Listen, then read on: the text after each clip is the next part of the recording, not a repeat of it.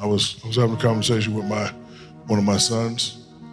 He said, "Dad, I made a bad choice." I said, "No, son, you made a bad decision."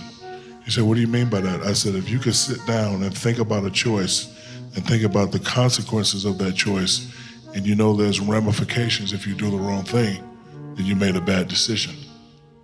You made a bad decision." Well, that's a lot. That's a lot of consistent discipline. It doesn't mean that you can have one good month. It means that you got to do a lot more right than wrong.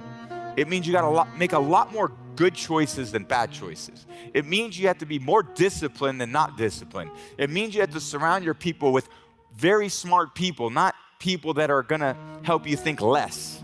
You got to challenge yourself, not challenge yourself less. So we're all faced with those decisions every day, and you get the opportunity, just like I had the opportunity, to choose. What do you want?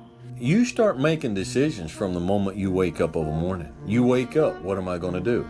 I'm going to lay here and snooze for another 15 minutes. No, I'm going to tell myself that I'm going to have some discipline and I'm going to do what I need to do and I'm going to get out of bed. You just made a decision. You just made a decision that was not based on how you feel, but on what you need to do. How I do every day is how I do every day. It's a discipline, it's a regimen, it was a choice I made. And the choice I made was, what are you willing to sacrifice and what are you willing to give up to find every bit of who you are as a human being? And I was willing to give up everything to do that. I would say learn the market, learn from your failures, never repeat your failures, work with people that are smarter than you, listen, and mentally know you're the best. Because Michael Jordan told me after they swept us, before you succeed, you must first learn to fail. And I just got tired of failing. I didn't teach myself victory first. I taught myself failure. I taught myself how to fail. And people are like, that's so depressing. Is it? When you're 300 pounds and you can't read and write and you're fucked up, you know how many times you're gonna fucking fail on that process? So if you don't know how to fail, there is no victory. I never talked about winning because I knew the path to winning was gonna be years of failing first. So I taught myself how to fail properly. No one teaches you how to fucking fail.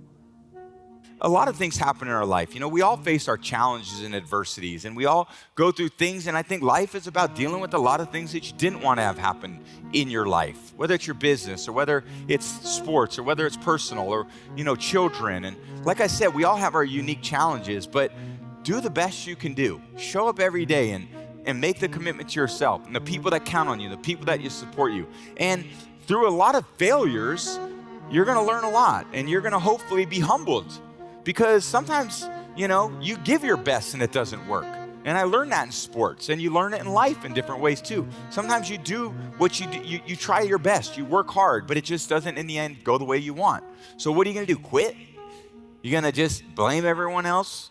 You're gonna go in there and blame the guy next door and blame that person and blame the dog and go out there and sleep until 10 o'clock? Or are you gonna get out of bed, wake up and go do something about it? If you can't make the little decisions, the little everyday decisions, how are you going to make the great big decisions? Nothing is easy. Like running is running. It sucks, but you have a choice to make. Do you want to sit down and go back to that guy you once were? No. So this is what it takes.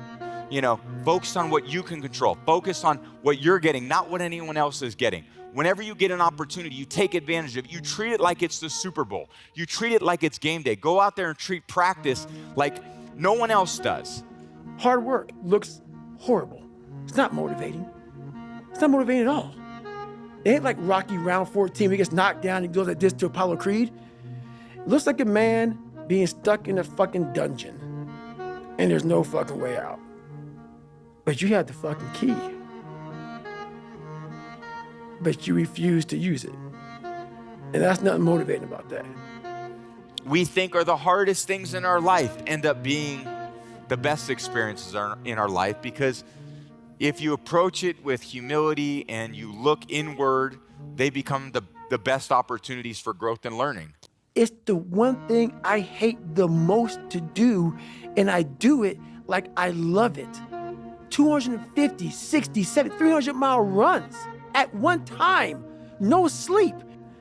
There was no fucking team. It was you. There was no weight loss program or mom and dad waking you up saying you can do it, you can be better, trying to build belief. You built belief when you had nothing. Rock bottom. Just make one good decision today